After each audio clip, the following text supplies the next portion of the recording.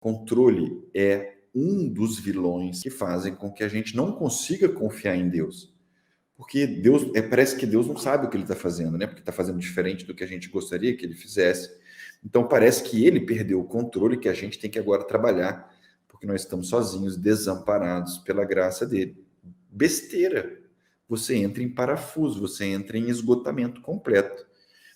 Você vai acabar desenvolvendo ansiedade, vai acabar desenvolvendo depressão, síndrome do pânico, medos, insegurança. Não vai conseguir viver a vida que Jesus tem para você, porque não é essa vida que ele quer. Eu vou mostrar para você que vai ficar bem claro o que eu vou mostrar para você. Eu não sei se vocês sabem disso daqui, mas a Terra, o planeta Terra, né, que nós habitamos, no sistema solar, ele é o terceiro planeta aqui, ó.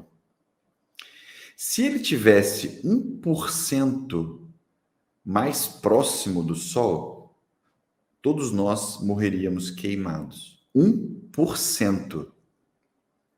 E se ele estivesse 1% mais longe, a Terra seria fria demais para ter vida. Ou seja, olha a precisão. 1% para lá, queima. 1% para lá, congela. Não, ela está posicionada justamente. Alguns chamam de acaso, né? Obra do por acaso, a Terra está posicionada exatamente onde deveria estar posicionada em relação à distância do Sol. A velocidade de rotação da Terra, se fosse um décimo, uma casa depois da vírgula, diferente, nós teríamos dias e noites de 120 horas. Ia ser muito ruim, né? Um dia de 120 horas e a noite de 120 horas. O nível de oxigênio da atmosfera terrestre tem 21% de oxigênio. Se ele tivesse 15, nós morreríamos sufocados, não conseguiríamos sobreviver. E se ele tivesse 25, um pouquinho mais, teriam incêndios, né, pela superfície terrestre. 21% é o percentual exato para ter vida na Terra. Aqui o eixo de inclinação, 23,5 graus inclinado. Se não fosse isso, a gente não teria as estações do ano, teriam verões muito quentes, invernos muito frios. Força gravitacional, essa daqui, gente, essa daqui não dá para entender isso aqui. Ó. Se a gente alterar uma casa na 37ª casa decimal da força gravitacional, é tudo isso que disseram. Ó. Se você mexesse nesse número aqui, ó, se ele fosse 2 ou aqui fosse 0,9, a gente seria engolido pelo Sol ou a gente sairia flutuando pelo globo terrestre. A gente eu não conseguiria estar sentado aqui agora falando com vocês. Percebe isso que eu estou falando? O que eu quero dizer? Ele te tirou do nada, te trouxe aqui e te deu possibilidade de vida com centenas de constantes naturais, maneiras, meios de você ser quem você é. Mas aí o que acontece? Deus é perfeito, absolutamente perfeito. E Ele cuida de nós. Desde sempre. Ele te tirou do abismo da escuridão, como diz São Francisco de Sales. E depois Ele deu todas as condições de ter vida. De você ter esse tempo que você tem hoje. Você tem oxigênio. Você tem calor durante o dia. Mas o que acontece? Nós vamos crescendo. À medida com que nós vamos crescendo, nós vamos querendo ganhar autonomia sobre a nossa vida. Então, eu começo a querer controlar o futuro. Eu sonho com o futuro, determino como o futuro deveria ser, deixo Deus de lado, porque quem sabe o que é melhor para mim sou eu.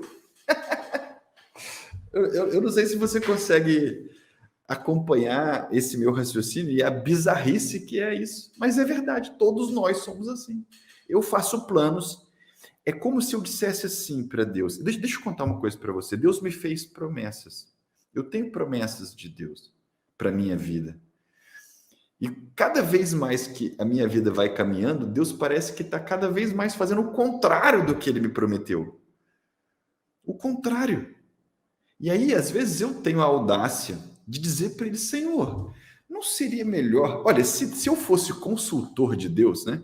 Se eu pudesse lá dizer para Deus como que Ele deveria realizar o plano dele na minha vida, gente, olha, eu daria para ele todas as coordenadas. Senhor, faz isso, faz aquilo outro, em glória e é só alegria. Mas espera um pouco. A minha visão é limitada. Eu não consigo enxergar muita coisa. Como ser humano, eu não consigo ver avenidas como ele vê. Eu não consigo prever o futuro como ele consegue. Então, o plano dele é sempre, sempre mais perfeito que o meu. Se eu não entendo isso no meu intelecto, no meu pensar, eu vou ficar preso na minha maneira de ver como as coisas deveriam ser. Pronto. Vida pela metade. Vida sem graça. Vida brigando com Deus. Por que você não faz a minha vontade, Senhor? E aí depois dobra o joelho lá no Pai Nosso e fala, Senhor, seja feita a sua vontade. Mentira!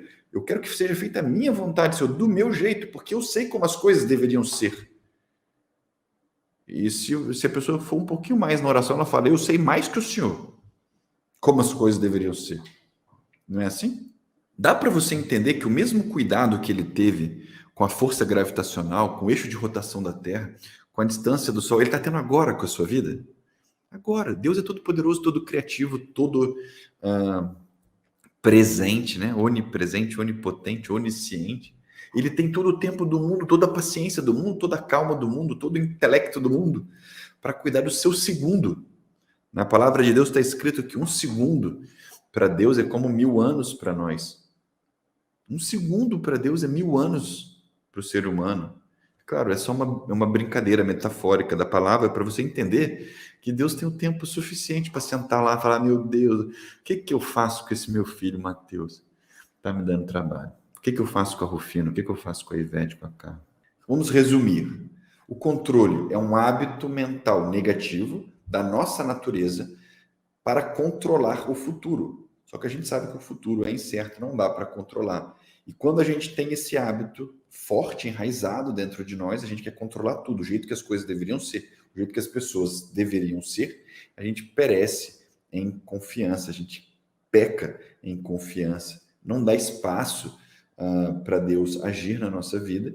Para isso é preciso, para corrigir isso, é preciso observar o que acontece no nosso interior, é preciso observar nossa mente trabalhando para recuperar o controle, trazer isso para o momento presente e dissolver as narrativas, que é basicamente o que eu ensino a fazer com o meu método, viver o momento presente. Por quê? No momento presente nós temos a graça de Deus, Deus ilumina, é como um sol que queima essas narrativas que a gente fica ruminando, minhocando na cabeça. Quando você aprende a fazer isso, você consegue se libertar da ansiedade e resgatar a paz interior.